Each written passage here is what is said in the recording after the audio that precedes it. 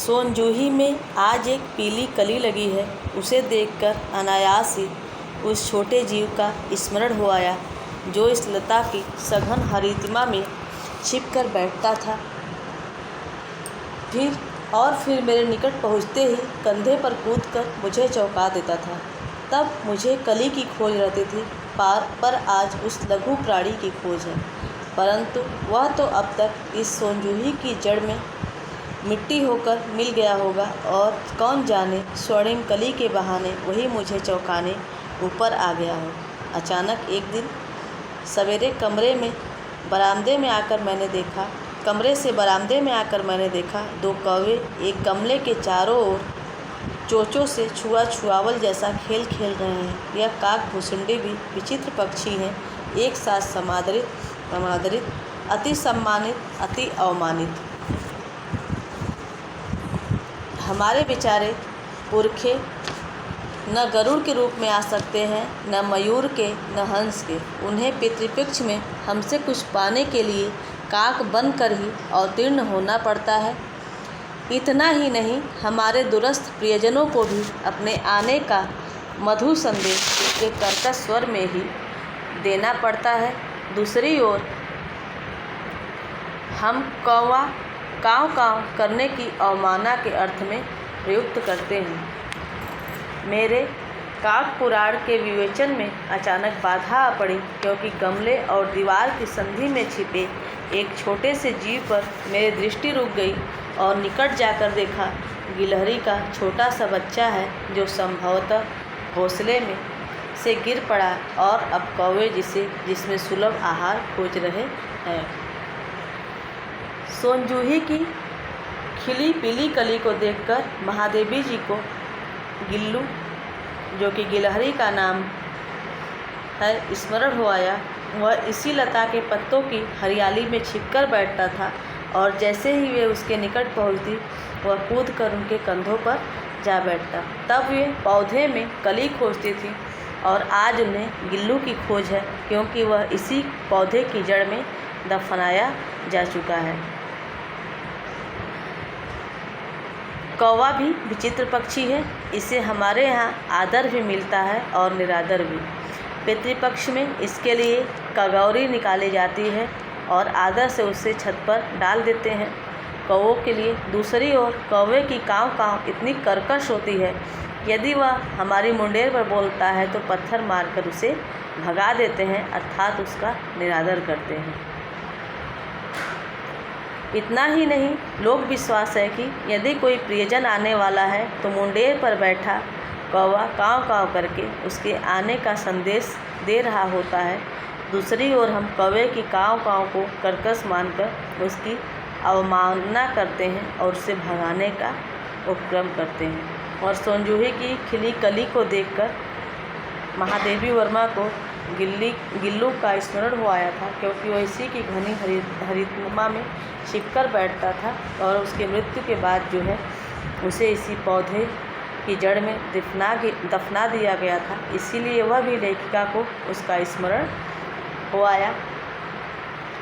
पितृपक्ष में कौवे को आदर मिलता है, ऐसी मान्यता है। हमारे पितृगण कौवे के रूप में कगौरी खाने आते हैं, इसलिए बड़े आदर के साथ हम छत पर कगौरी डालते हैं और कौवों के आने की प्रतीक्षा करते हैं।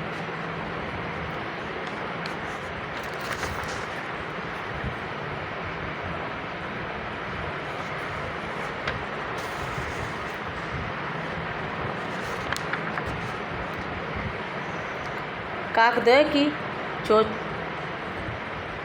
और काकद्वय के चोंचों के दो घाव उस लघु प्राण के लिए बहुत थे, अतः वह निश्चेष सा गमले में चिपटा पड़ा था। दोनों कौवे की चोंचों का घाव उस छोटे से प्राणी के लिए बहुत थे, अतः वह निश्चेष सा गमले में चिपटा पड़ा था। सबने कहा कि कौवे की चोंच का घाव लगने के बाद यह बच नहीं सकता, अतः उसे ऐसे ही रहने दिया जाए। परंतु मन नहीं माना। उसे हौले से उठाकर अपने कमरे में ले आई। फिर रुई से रक्त पोंछकर घावों पर पेनिसिलिन का मरहम लगाया। रुई की पत्नी बत्ती दूध में भिगोकर जैसे तैसे उसके नन्हे मुंह में लगाई, पर मुंह खुल न सका और दूध की बूंदें दोनों ओर लुढ़क गई। कई घंटे के उपचार के उपरांत उसके मुंह में एक बूंद पानी टपकाया जा सका।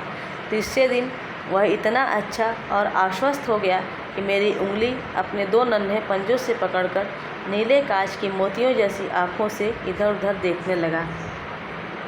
3-4 मास में उसके स्निग्ध रोएं, झब्बेदार पूँछ और चंचल चमकीली आँखें सबको विस्मित करने लगी। हमने उसके जातिवाचक संज्ञा को व्यक्तिवाचक का रूप दे दिया और इस प्रकार हम उसे गिल्लू कहकर बुलाने लगे। मैंने फूल रखने की एक हल्की सी डलिया में रुई बिछाकर उसे तार से खिड़की पर लटका दिया। वही 2 वर्ष गिल्लू का घर रहा।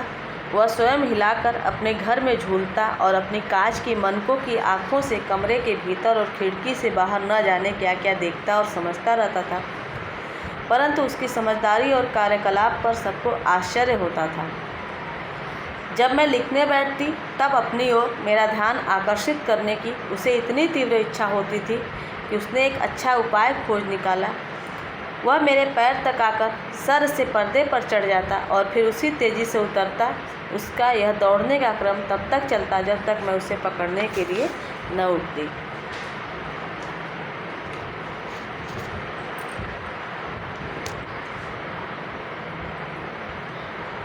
कौओं की चोंच से मारकर गिलहरी के जिस बच्चे को घायल कर दिया था, उसे लेखिका ने बड़े प्रयत्न से ठीक किया और 3-4 महीने में ही उसका पूर्ण विकास हो गया और उस गिलहरी को उन्होंने गिल्लू नाम दिया और इस प्रकार उसकी जातिवाचक संज्ञा को व्यक्तिवाचक संज्ञा में बदल दिया। और गिल्लू को रहने के लिए डलिया में रुई बिछाकर और झूला बनाकर तार से खिड़की से लटका दिया गया। यही 2 वर्ष तक उसका घर रहा। वह स्वयं हिलाकर अपने इस घर में झूलता रहता और चमकती आंखों से घर के भीतर बाहर न जाने क्या क्या देखता समझता रहता। उसकी समझदारी देखकर सब आश्चर्य में पड़ जाते और गिल्लू ने महादेवी जी का ध्यान आकृष्ट करने का एक अनोखा तरीका खोज लिया था। वह उनके पैरों पर आकर सर से पर्दे पर चढ़ जाता और फिर उसी तेज़ी से उतरता। ऐसा वह तब तक करता रहता जब तक वह उसे पकड़ने के लिए न उठती। और जो है 3-4 मास में उस गिलहरी के घायल बच्चे का विकास हो गया था और उसके शरीर पे चिकने रोए, झब्बेदार पूँछ और चमकीली आंखें निकल आई जो कि सबको आश्चर्यचकित कर देती थी।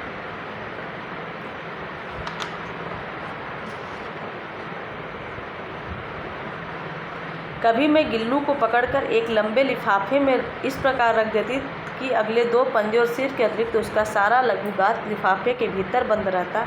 इस अद्भुत स्थिति में कभी कभी घंटों मेज पर दीवार के सहारे खड़ा रहकर अपनी चमकीली आंखों से मेरा कार्यकलाप देखा करता था। महादेवी वर्मा कभी कभी गिल्लू को उठाकर एक लिफाफे में रख देती थी और जिसमें कि उसके बस 2 पंजे, आगे के 2 पंजे और सिर दिखता था और उसका सब पूरा छोटा सा शरीर जो है लिफाफे के भीतर रहता था। और इसी स्थिति में वह घंटों मेज पर दीवार के सहारे खड़ा रहकर अपनी चमकीली आंखों से उनके सारे क्रियाकलाप को देखा करता था।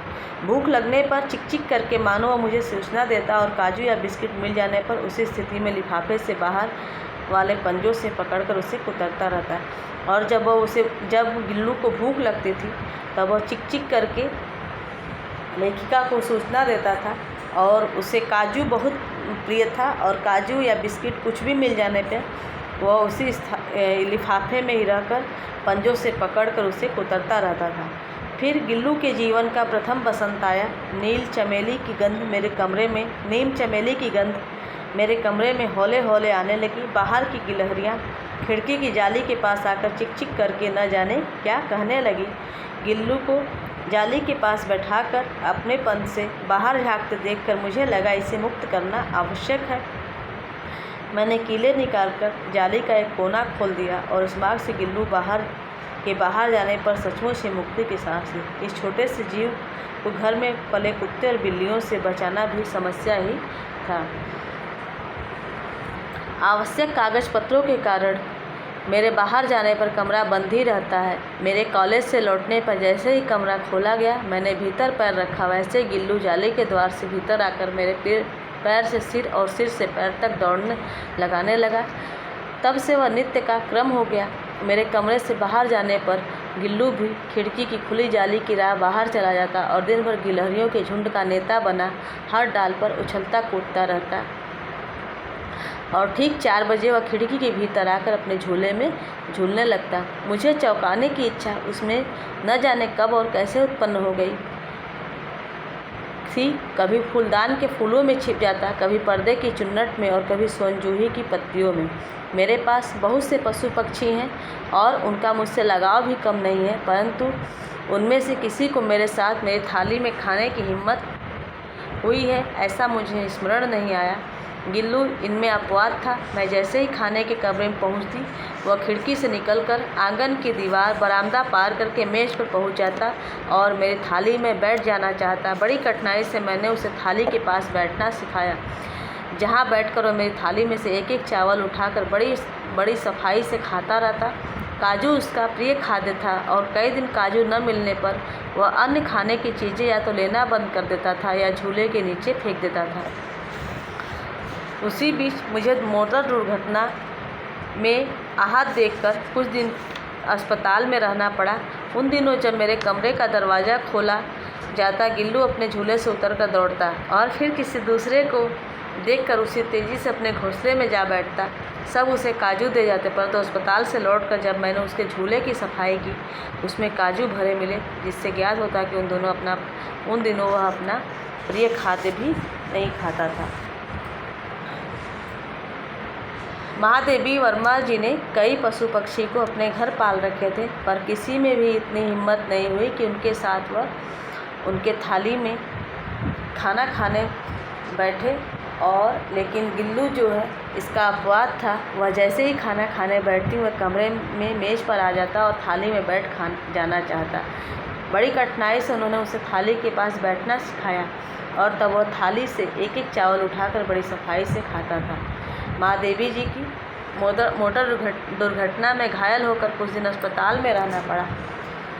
उनसे सहज संवेदना प्रकट करने हेतु गिल्लू ने अपना प्रिय खाद्य काजू भी नहीं खाया और इसका पता तब चला जब घर लौटकर महादेवी जी ने उसके झूले की सफाई की तो उसमें काजू भरे मिले। सब उसे काजू दे जाते थे, पर महादेवी जी जो है कि न रहने पर उसने अपना यह प्रिय खाद्य भी छोड़ रखा था।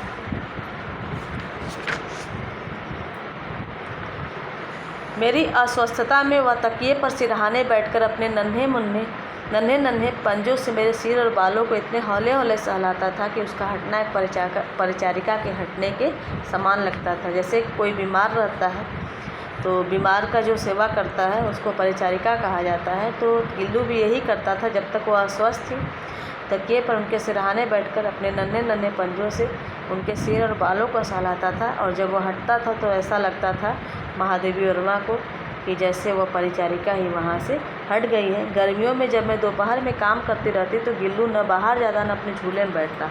उसने मेरे निकट रहने के साथ गर्मी से बचने का एक सरथा नया उपाय खोज निकाला था। वह मेरे पास रखी सुराही पर लेट जाता और इस प्रकार समीप भी रहता, ठंडक में भी रहता।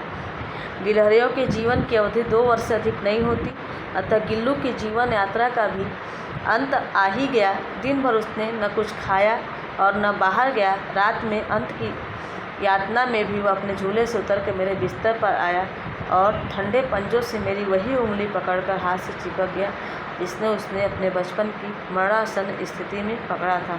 पंजे इतने ठंडे हो रहे थे कि मैंने जागकर हीटर जलाया और उसे उष्णता देने का प्रयत्न किया, परंतु प्रभात की प्रथम किरण के स्पर्श के साथ ही वह किसी और जीवन में जागने के लिए सो गया। उसका झोला उतारकर रख दिया गया और खिड़की की जाली बंद कर दी गई, परंतु गिलहरियों की नई पीढ़ी जाल के उस पार चिकचिक करती ही रहती है और सोनजूही पर बसंत आता ही रहता है।